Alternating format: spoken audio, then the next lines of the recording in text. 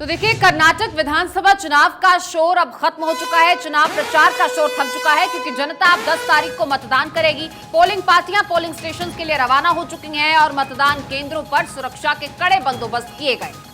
13 मई को नतीजे आएंगे। कर्नाटक चुनाव के 10 तारीख को वोट कास्ट किया जाएगा और पोलिंग पार्टियां स्टेशन के लिए रवाना हो चुकी हैं। लोग भी बेहद उत्साहित हैं। चुनावी शोर आपने खूब देखा, लेकिन वो चुनावी शोर अब थम चुका है। अब बारी जनता के द्वारा लिए जाने वाले फैसले की है, क्योंकि उम्मीदवारों की किस्मत का फैसला अब जनता 10 तारीख को करने जा रही है।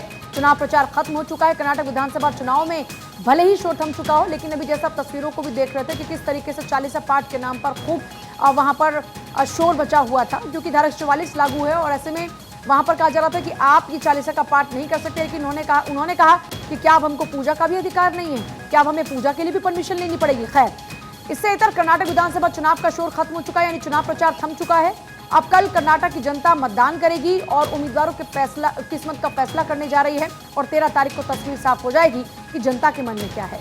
बिल्कुल, देखिए, पोलिंग पार्टियां रवाना हो चुकी हैं और ये जो तस्वीरें आप देख रहे हैं, ये तस्वीरें उसकी तस्दीक करती हैं। पोलिंग पार्टियां तमाम सामग्री के साथ, पूरे लाम लश्कर के साथ रवाना हो चुकी हैं। पोलिंग स्टेशंस पर जाके सज जाएंगी और इन्हीं मशीनों में कैद होगी उम्मीदवारों की किस्मत। 10 तारीख को यह फैसला जनता कैद करेगी और 13 तारीख को नतीजे सबके सामने आएंगे। 224 विधानसभा सीटों के लिए मतदान की पूरी तैयारी हो चुकी है। चुनाव प्रचार के बाद कर्नाटक में चुनाव प्रचार का शोर थम चुका है। 10 तारीख को वोटिंग के लिए कितना लाम लश्कर यहां पर तैयार है, ये भी आप देख रहे हैं। पोलिंग स्टेशन के लिए रवाना हो चुकी हैं पार्टियां और चुनाव की वजह से आज और कल बेंगलुरु में यातायात भी प्रभावित रहने की संभावना है।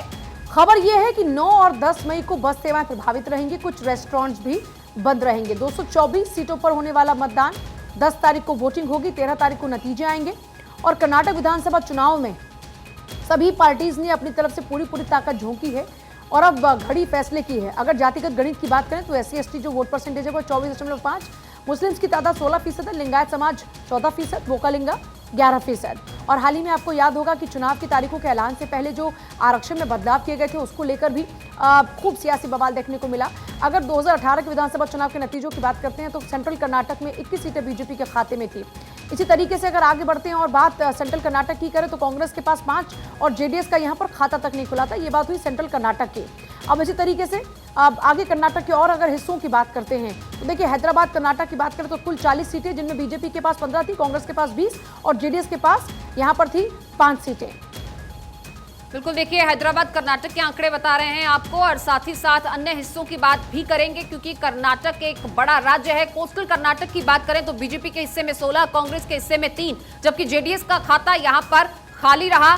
और इसी में कर्नाटक विधानसभा चुनाव की ये फहरिस्त जो है वो मुकम्मल होती है। कुल 224 सीटों पर ये वोटिंग होगी। 10 तारीख को जनता मतदान करेगी और 13 तारीख को आएंगे नतीजे, जो देखेंगे, तय करेंगे कि किसका क्या फैसला होगा। पूजा।